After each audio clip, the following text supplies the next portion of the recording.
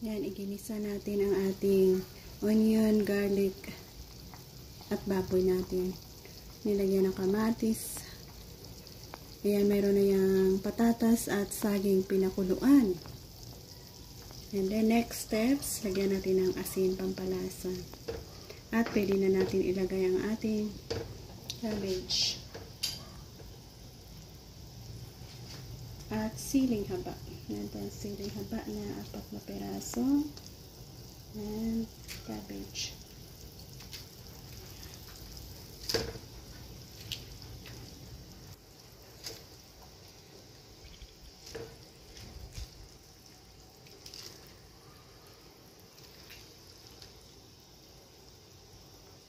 Cover and hayaan natin mag-steam cook muna ang ating cabbage dyan.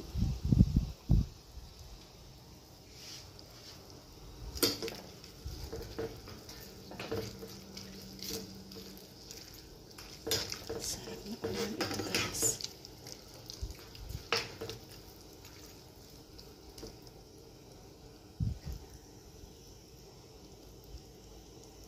Ito lang nga.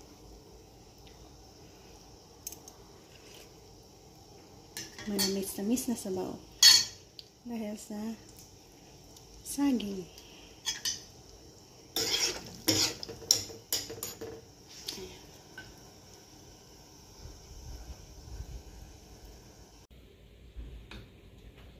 Sarap na higupin ang ating recipe for today. Namit din. More on gulay, mas masarap yan. Yan.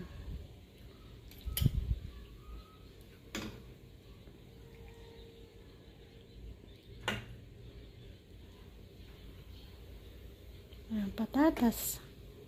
Mayroong patatas at mayroong